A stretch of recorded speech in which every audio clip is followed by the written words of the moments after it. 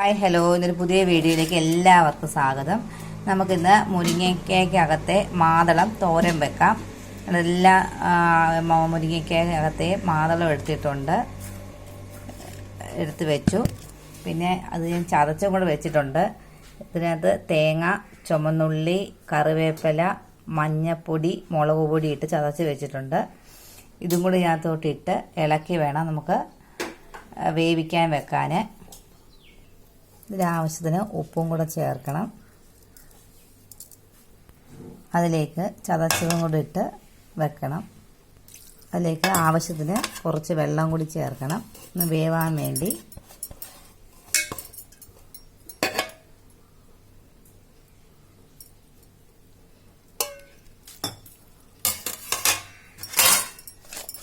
ഇങ്ങനെ കുടഞ്ഞ് വെക്കണം, എല്ലാ സൈഡിലും കൂടെ പറ്റും.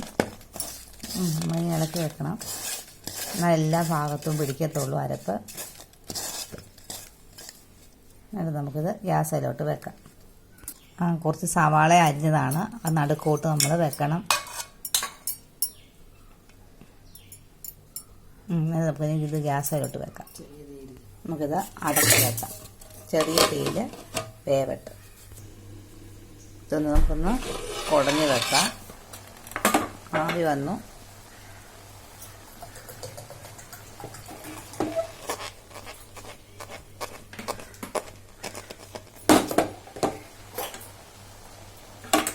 അടച്ച് ഇതിന് നമുക്ക് ഒന്നും കൂടെ ഒന്ന് കുടഞ്ഞ് വെക്കണം, അടിക്ക് പിടിക്കാതെ.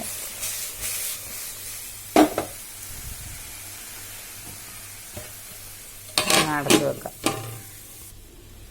നമുക്കിത് വെന്തോ നോക്കാം. വെന്തു. നമുക്കിതിന് കടുക് വറക്കാം.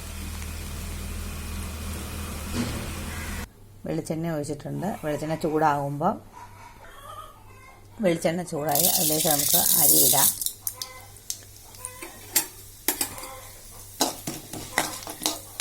ഇത് കുറച്ച് കടുകും കൂടി ഇടണം. ഒരു ബ്രൗൺ കളറാകുമ്പോൾ നമുക്ക് അതേ കടുകും കൂടി ഇട്ട് നമുക്കിതേ കടുകും കൂടെ ഇടാം. നമുക്കിതിലേക്ക് ഇനി നമ്മൾ റെഡിയാക്കി വെച്ചേക്കുന്ന മുരിങ്ങയ്ക്ക തോരൻ ഇടാം. എന്നിട്ടിത് നല്ലതുപോലെ ഒന്ന് ഇളക്കണം. ഇളക്കി 2 മിനിറ്റിനെ വെച്ചേക്കണം. നമുക്ക് ഒന്ന് അടച്ച് വെക്കാം. ഇനി നമുക്കൊന്ന് എടുത്ത് നോക്കാം. നമുക്കത് ഗ്യാസ് ഓഫ് ചെയ്യാം. ഒന്ന് ഇളക്കി കൊടുക്കുക. അങ്ങനെ നമ്മുടെ മുരിങ്ങയ്ക്ക തോരൻ റെഡിയായിരിക്കുന്നു. നിങ്ങളിത് ട്രൈ ചെയ്ത് നോക്കണം, നല്ല രുചിയാണ്. എല്ലാവർക്കും ഈ വീഡിയോ ഇഷ്ടമായെങ്കിൽ ലൈക്ക് ചെയ്യാനും സബ്സ്ക്രൈബ് ചെയ്യാനും മറക്കല്ലേ. അടുത്ത വീഡിയോയുമായി നാളെ കാണാം. Tata, bye bye.